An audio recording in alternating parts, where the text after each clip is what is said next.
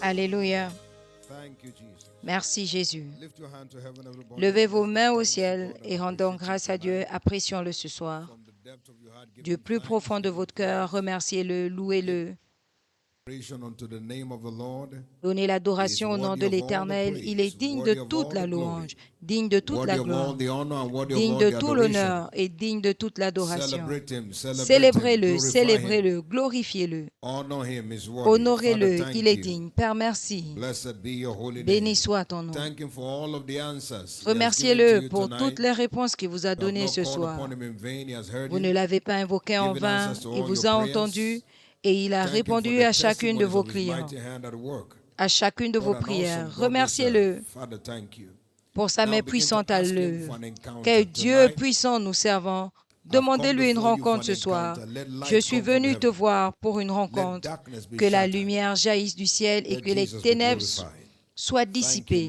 Que Jésus soit glorifié. Merci, Père Céleste. Au nom précieux de Jésus, nous avons prié.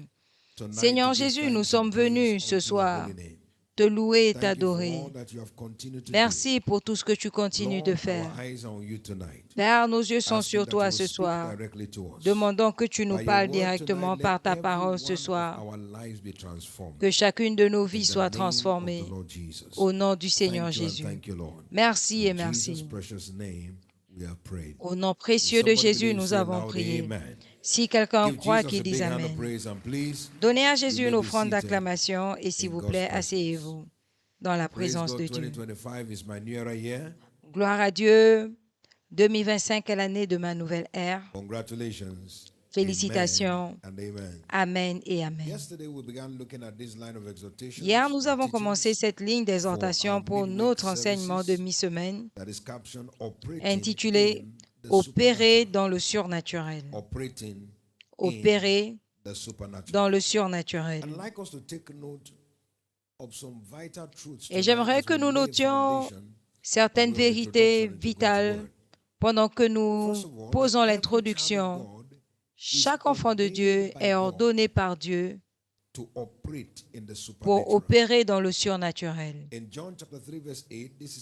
Dans Jean 3, 8, voici notre écriture clé. Le vent souffle où il veut. Tu en entends le son et tu ne peux dire ni d'où il vient ni où il va. Il en est ainsi de quiconque est né de l'Esprit. Donc, quiconque est né de nouveau est ordonné pour un style de vie surnaturel. Ésaïe 8, 18, la Bible dit, « Moi et les enfants que l'Éternel m'a donnés, nous sommes pour les signes et les prodiges. » Donc, quiconque est né de nouveau est né une merveille vivante. N'oublions pas que le salut n'est pas seulement une décision simple, mais c'est une transformation de votre homme intérieur. Dans 2 Corinthiens 5, 17, si quelqu'un est en Christ, il n'est plus la même personne. C'est une nouvelle personne. Les choses anciennes sont passées et voici, toutes choses sont devenues nouvelles. Donc, le salut est une récréation et une régénération, est une restructuration de ton homme intérieur. Dieu reconstitue un homme, une femme, après le salut en nouvelle entité. Et cette nouvelle entité a de nouvelles capacités. Voilà pourquoi quiconque est né de nouveau pour mener une vie du surnaturel. C'est-à-dire que tes limitations d'avant ne doivent pas déterminer ta position actuelle. Quand tu es en Christ, ce qui se passait avant ne doit plus se produire parce qu'il y a un changement à l'intérieur qui va causer un changement à l'extérieur. Et voilà pourquoi la Bible dit dans Marc 16, 17, la Bible nous dit, voici les signes qui accompagneront ceux qui auront cru. Donc, si tu es un chrétien, si tu es né de nouveau, tu ne dois pas suivre les signes. Les signes doivent te suivre. Ça veut dire que nous ne devons pas poursuivre les signes, mais nous devons produire les signes. C'est l'héritage des rachetés. Et c'est pourquoi la Bible nous dit dans Romains 8, 19 que la terre entière attend la manifestation des fils de Dieu. Qu'est-ce que Dieu nous dit?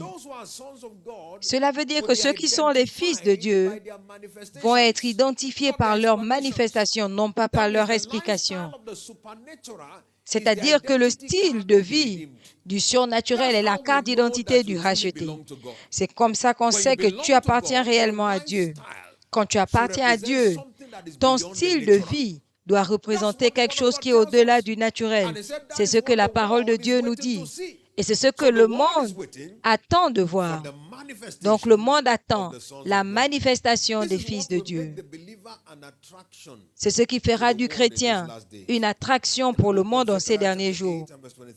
Zacharie 28, 23. 10 hommes saisiront le pan des vêtements. Zacharie 8, 23, qui est juste, parce que nous avons entendu que Dieu est avec toi. Il y a quelque chose de différent te concernant. Tu ne fais pas face aux mêmes limitations que nous. Et en résultat, nous irons avec toi parce que nous avons appris que Dieu est avec toi. C'est important de noter que Sion est une montagne de solutions. En d'autres termes, Dieu nous emmène ici pour que nous puissions goûter la bonté de Dieu et que nous commencions à manifester sa bonté dans notre monde. C'est pourquoi il nous emmène ici à Abdias 18. À la montagne de Sion, il y a la sainteté. Il y a la délivrance et la sainteté. Et les fils de Jacob posséderont leur possession. 17. 18. Des sauveurs se leveront. Donc, ils ne vont pas chercher des solutions, mais ils vont emmener la solution. Et de Sion, verset 21, ils vont juger la montagne d'Ésaü. Et le royaume appartiendra à l'Éternel. Donc, ils viennent recherchant la solution et ils repartent en apportant la solution pour leur monde. C'est ce que Dieu a destiné pour le temps de la fin. Et comme notre Père nous l'a dit hier, vivre la vie du surnaturel requiert la formation. Il faut apprendre comment mener cette vie que Dieu a prévue pour nous. Nous avons été formés naturellement. Donc nous avons besoin d'être formés pour le surnaturel.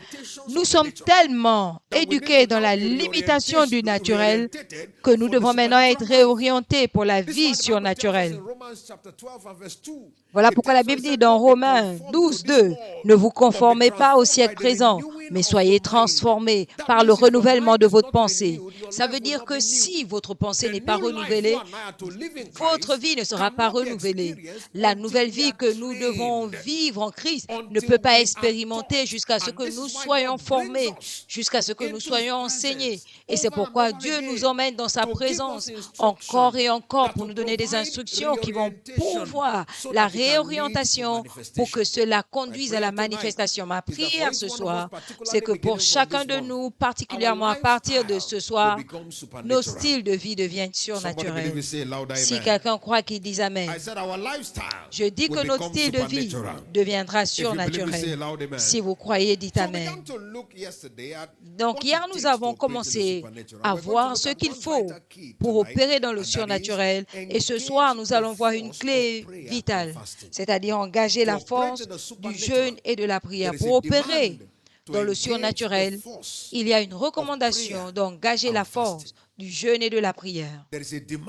Il y a une recommandation d'engager la force du jeûne et de la prière. C'est important pour nous de comprendre que le résultat principal du jeûne et de la prière, c'est l'éclosion de la révélation. C'est le premier résultat. Dans Ésaïe 58, 6, « N'est-ce pas le jeûne auquel je prends plaisir ?» Verset 8. « Voici l'effet, alors ta lumière poindra. » Donc le résultat principal du jeûne et de la prière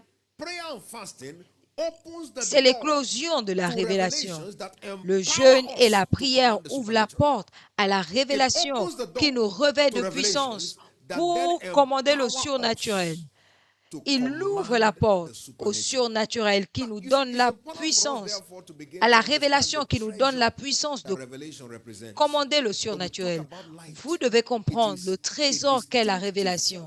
Quand on parle de la lumière, c'est une force distinguée ou distinctive qui peut créer la révolution dans la vie de celui qui le reçoit. Nous allons comprendre la puissance de la révélation. Le jeûne et la prière produisent la révélation. La révélation nous revêt de puissance pour opérer dans le surnaturel. Donc, quelle est la puissance de la révélation? Qu'est-ce que la révélation a à offrir? Nous comprenons que la révélation ou la lumière nous donne accès à la domination. L'accès à la domination. Dans le livre de Jean 1, 1 à 5, la Bible dit, au commencement était la parole. La parole était avec Dieu et la parole était Dieu. Elle était au commencement avec Dieu. Toutes choses ont été faites par elle et rien de ce qui a été fait n'a été fait sans elle. En elle était la vie et la vie était la lumière des hommes. La lumière luit dans les ténèbres et les ténèbres ne l'ont point reçue. J'aimerais que nous comprenions ce soir que la forteresse de l'ennemi, c'est dans les ténèbres.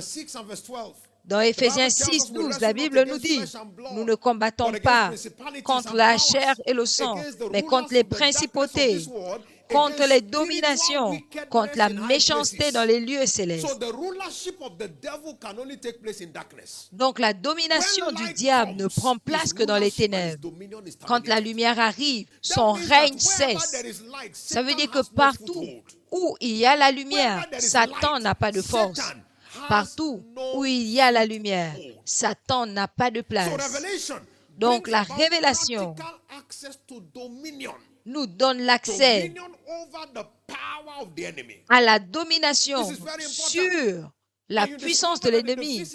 Et c'est très important. Vous allez découvrir que dans le surnaturel, dans le naturel, peu importe la noirceur des ténèbres, dès que la lumière arrive, les ténèbres disparaissent. Peu importe la noirceur de la situation, à l'approche de la lumière, les ténèbres disparaissent. Est-ce que vous avez déjà réfléchi sur le fait que quand le soleil commence à se lever, on appelle ça comment? L'aube, le lever du jour. Mais quand le soleil se couche, on dit la tombée de la nuit. Ça veut dire que quand la lumière arrive, la lumière brise les ténèbres. Le lever du jour. La seule façon pour que la nuit tombe, c'est que la lumière du soleil s'éclipse. Donc l'arrivée de la lumière, c'est le départ des ténèbres. Et le départ de la lumière, c'est là où les ténèbres arrivent. Donc quand un homme et une femme commandent la lumière, ils sont dans une position de domination. Dans le livre de Psaume 74, 20, ayez égard à l'alliance, car les lieux sombres de la terre sont remplis de repères de brigands. Donc c'est dans les lieux sombres que l'ennemi a sa forteresse.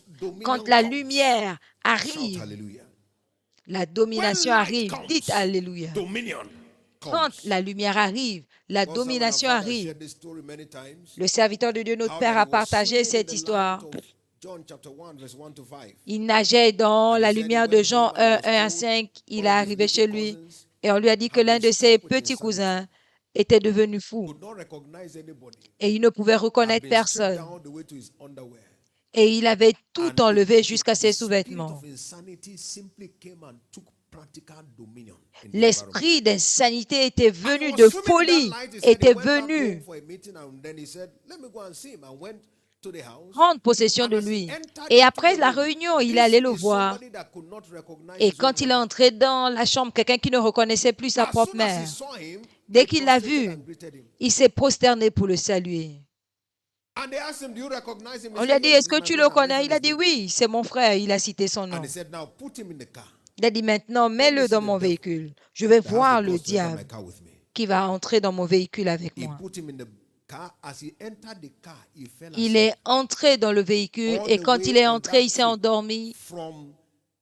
De là où ils étaient jusque là où le serviteur de Dieu était pendant des heures, il ne s'est pas réveillé.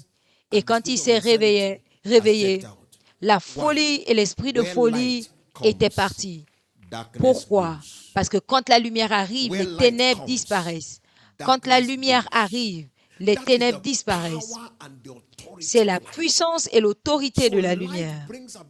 Donc la lumière emmène l'expérience pratique de la domination. L'expérience pratique de la domination. C'est ce que la lumière a à offrir. Quand j'étais à l'église au Royaume-Uni, on devait avoir le service de guérison le matin et la nuit. J'ai été réveillé par l'Esprit de Dieu. Il m'a emmené dans sa parole. Matthieu 8, 16. Ils ont emmené toutes sortes de personnes qui avaient toutes sortes d'esprits impurs. Et il a chassé les esprits impurs par sa parole. Cette parole m'a rempli. Il chassait les esprits impurs par sa parole. La révélation était si forte. Il n'a pas lutté.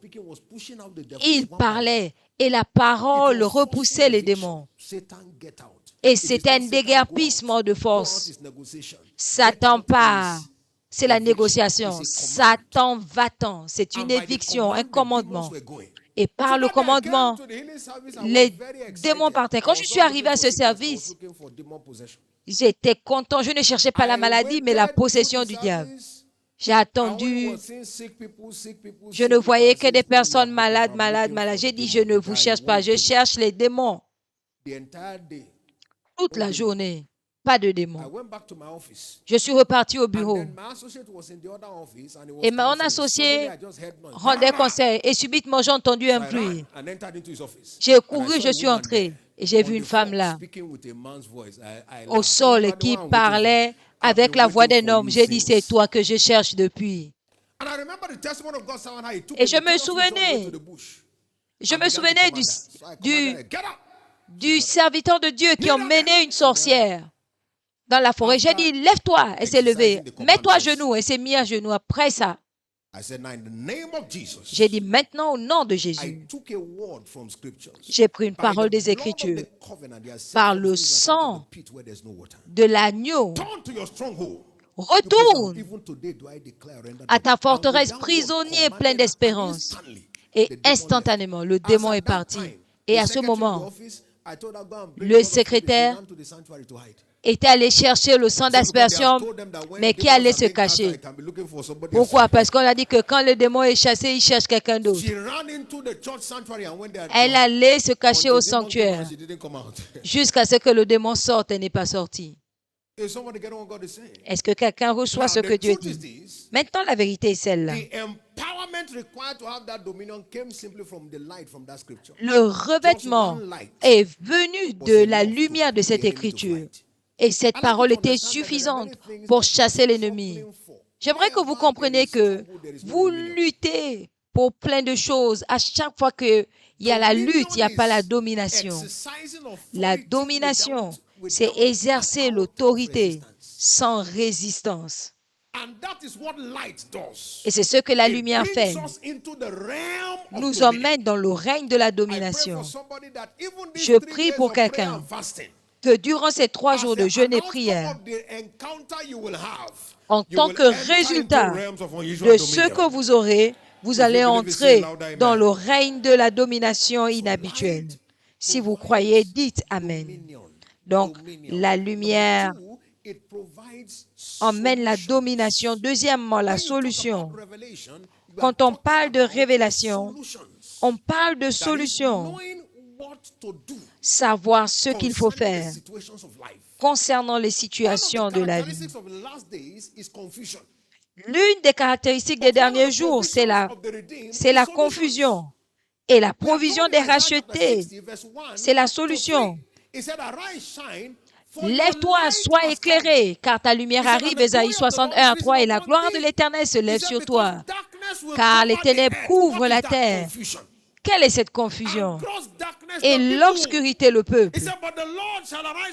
Mais l'Éternel s'élèvera sur toi, et sa gloire sera visible sur toi. Et en résultat, qu'est-ce qui arrivera? Les nations viendront à la clarté de ta lumière. Pourquoi? Parce que tu portes la lumière. Nous ne sommes pas des points d'interrogation, mais nous portons des solutions. Donc la lumière apporte la solution, vous disant ce qu'il faut faire concernant les situations de la vie. Parlant de Jésus, il savait quoi faire, Jean 6. Il savait quoi faire. Si vous êtes entré dans une salle d'examen avant et vous regardez la disposition des élèves, des étudiants, vous saurez qui sait ce qu'il faut faire et qui ne sait pas. N'est-ce pas? Ceux qui savent quoi faire, il regarde sa feuille, il sourit. Et s'il a une chemise à longue manche, il peut se retrousser les manches. Pourquoi?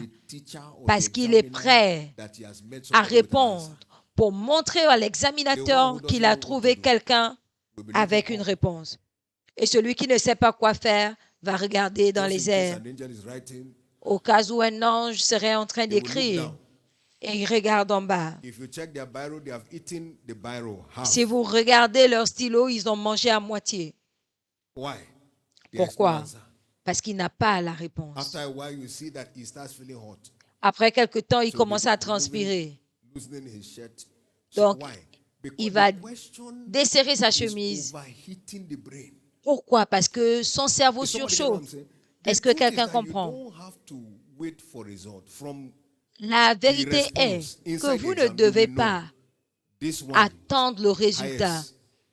Par l'attitude, tu sais que celui-là, au plus, j'avais un enseignant, quand tu répondais mal à une question, il disait que si tu ne peux pas avoir A, même F aussi, tu ne peux pas avoir. C'est-à-dire la manière dont tu as répondu, tu n'as même pas la pire des notes.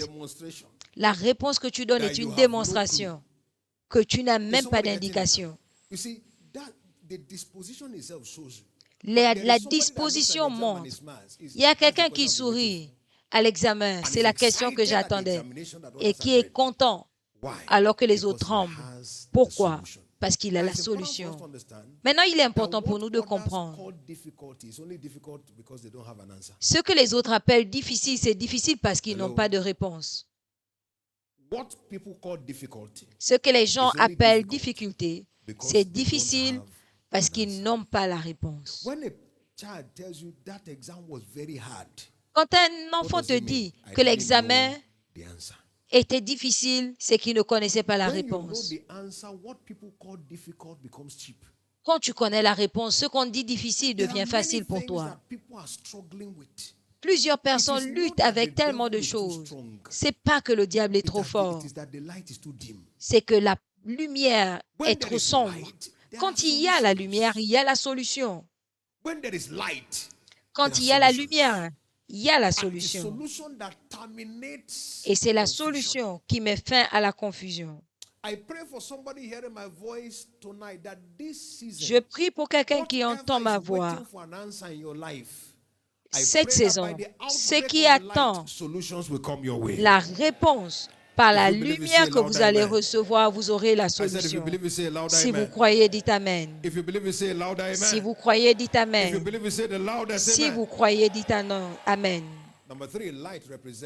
Troisièmement, la lumière représente la direction.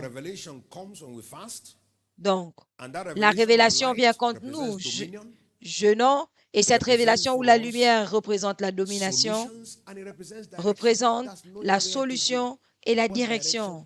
Savoir où aller, quelle direction prendre. 1 Corinthiens 10:13. Il n'y a pas de tentation qui vous soit parvenue qui ne soit commune à l'homme, mais dans la même tentation, il vous montrera le chemin. Ça, c'est la direction. Jean 2, 5, la mère de Jésus a dit à ses serviteurs, tout ce qu'il vous dira de faire, faites-le. Il y a un chemin à prendre. Il y a cette approche. Il y a une direction à suivre. Et la révélation nous ouvre à la direction. Psaume 119, 105. Ta parole est une lumière à mes pieds et une lampe à mon sentier. Donc la révélation emmène la direction. Ça veut dire que si j'ai la révélation, j'ai la domination. Si j'ai la révélation, j'ai la solution. Si j'ai la révélation, j'ai la direction. Et quand c'est le cas, ta vie devient un témoignage vivant. La domination emmène l'opération du surnaturel, parce que tu peux désarmer l'ennemi. Tu n'es jamais dans la confusion parce que tu sais quoi faire.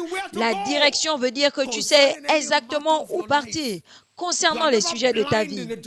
Tu n'es jamais aveuglé. C'est ce qui arrive quand la révélation vient. Et c'est pourquoi l'un des plus grands trésors que nous devons chercher à la montagne du jeûne et de la prière, c'est de chercher l'accès à la révélation. C'est le plus grand trésor disponible quand il s'agit de l'aventure. Si vous regardez les Écritures, vous allez voir les exemples comme Paul l'apôtre. C'était un géant du jeûne. Il opérait. Et son témoignage, il parlait de jeûnes multiples. Regardez ce que la Bible nous dit concernant Paul, de Corinthiens 11, 27. Dans la veille continue, dans la faim et la soif, dans de multiples jeûnes. Donc, c'était un géant du jeûne et de la prière. Et il opérait dans le surnaturel. Dans Actes 14, 10 et 11, après que cet homme ait été guéri, au verset 11, ils ont dit, les dieux nous sont descendus sous forme humaine. C'est un homme qui opérait dans la fréquence du surnaturel, au point où quand les gens le voyaient, on ne le voyait pas comme un homme naturel. Je dis aux gens toujours, ce sont les gens qui devaient expliquer leur humanité. Les gens les regardaient et voyaient la divinité et eux, ils devaient expliquer qu'ils n'étaient pas Dieu, mais des hommes. Mais plusieurs personnes aujourd'hui doivent expliquer leur divinité parce que les gens les voient comme des hommes, mais ils doivent eux-mêmes expliquer qu'ils sont enfants de Dieu. Vous voyez, à cause de cet exercice, vous allez commencer à voir la réorientation de la révélation qui les a emmenés dans le règne de la solution. Et ils sont devenus des merveilles pour leur monde. Ce sera notre expérience à partir de maintenant. En conclusion, ce soir, c'est important de comprendre que le jeûne et la prière revêtent de puissance le chrétien pour continuer à opérer dans le surnaturel. Donc, nous allons continuer à opérer dans le jeûne. Nous continuons à nous engager. Le jeûne et la prière, ce n'est pas une fois pour toutes. Nous continuons à le faire et nous sommes en train de bâtir notre banque de révélations requises. Jésus est allé prier à la montagne quand il est descendu. Jésus a demandé qu'est-ce qui se passait. On a emmené ce garçon à tes disciples pour qu'ils le guérissent, ils n'ont pas pu. Et Jésus, d'une seule parole, a chassé le diable. Et les disciples sont venus, Maître, pourquoi n'avons-nous pas pu le chasser? À cause de votre incrédulité. Parce que si vous croyez que vous pouvez dire à cette montagne, ôte-toi de là, cela arrivera. Et deuxièmement, ce genre ne sort que par le jeûne et la prière. Qu'est-ce que Jésus leur disait? Matthieu 17, 18 à 21. 17 à 21. Votre incrédulité, c'était la raison, mais la foi qu'il vous faut, ce n'est pas la foi que vous aurez à côté d'un bol de foufou. Vous avez besoin de jeûner pour entrer à un certain niveau de lumière qui va vous donner le contrôle de ces situations. Si vous voyez l'expérience des disciples, aucun n'a jeûné jusqu'à ce que Jésus soit crucifié. Il y a des choses que vous ne pouvez pas gérer si vous n'êtes pas dans le jeûne. Vous savez, quand nous jeûnons, nous disons que nous sommes sur la montagne et vous savez que votre hauteur détermine votre vision. Donc, il y a des choses que vous ne voyez pas en étant au sol. Plusieurs personnes sont toujours au sol. Chaque jour, ils sont en train de manger dangereusement. Et en résultat, il y a des choses qu'ils ne voient pas. Vous-même, vous savez qu'après avoir bien mangé, le sommeil vient. Si vous ne domptez pas votre estomac, vous ne pouvez pas guérir votre aveuglement spirituel. Notre capacité à voir spirituellement requiert un engagement à une vie de jeûne et de prière. Et ma prière, c'est que cette grâce descende sur chacun de nous. Levez vos mains, rendez grâce à Dieu pour sa parole. Père, merci pour ta parole. Nous te louons, nous te glorifions, nous te donnons l'honneur et l'adoration. Au nom précieux de Jésus, nous avons prié. Si quelqu'un croit qu'il dise Amen. Je vais vous dire ceci, ça va nous aider. Les fondamentales, ce qui est fondamental à la vie du surnaturel, c'est la nouvelle naissance. Jusqu'à ce que tu appartiennes à Dieu, tu ne peux pas être connecté.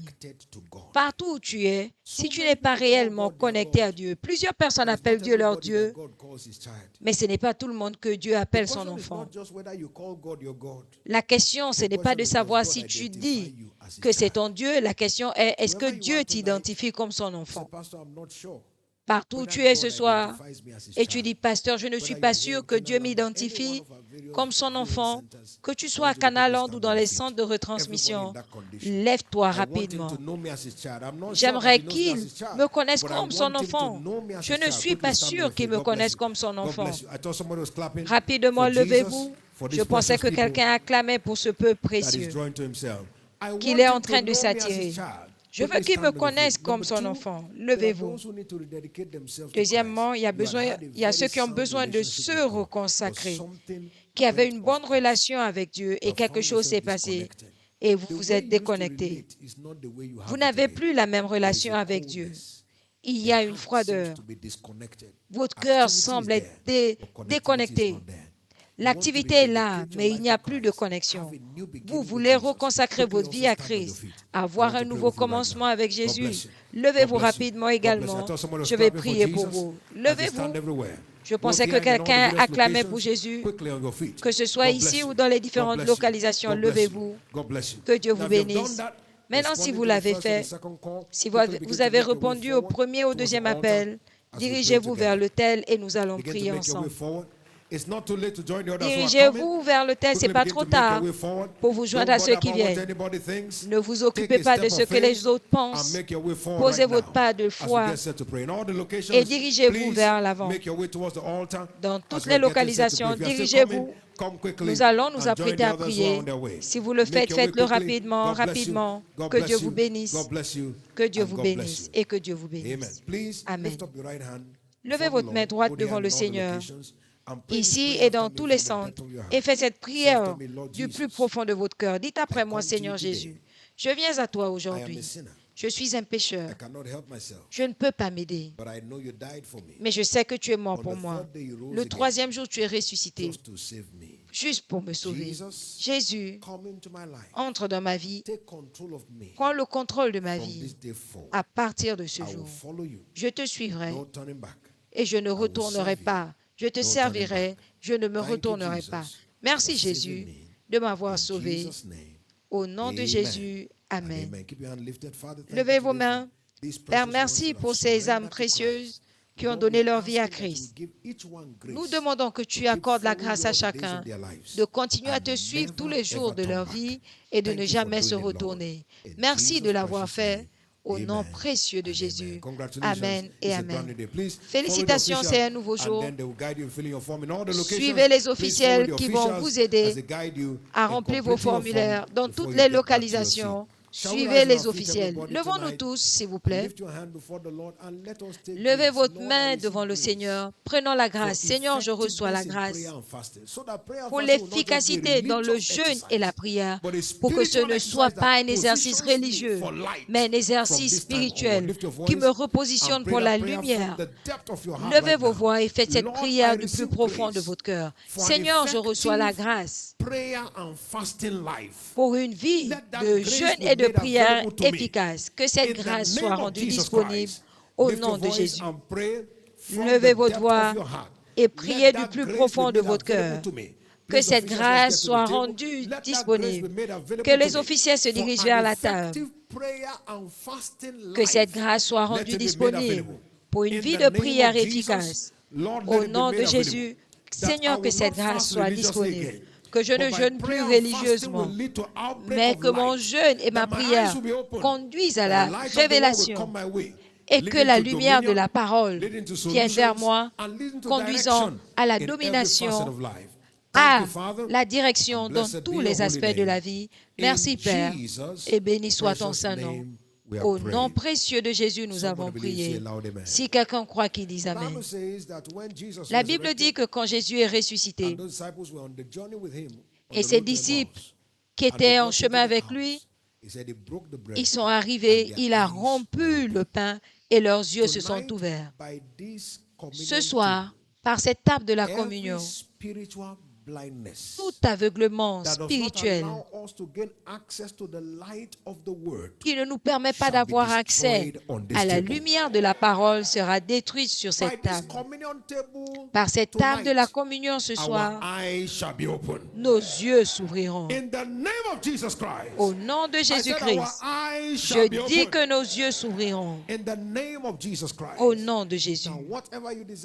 Maintenant, tout ce que vous désirez de cette table, déclarez maintenant. Faites vos déclarations. Dites tout ce que vous voulez de cette table ce soir. L'ouverture de mes yeux, tout ce qui n'est pas en Christ, qui continue à vous tourmenter, vous pouvez les ôter parce que celui qui mange mon corps et boit mon sang vivra par moi. Merci Père. Au nom précieux de Jésus, nous avons prié.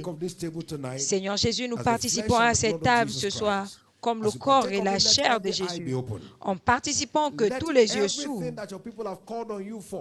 que tout ce pourquoi ton peuple t'a invoqué soit délivré dans leurs mains. Merci Père pour cela, au nom précieux de Jésus. Amen et Amen.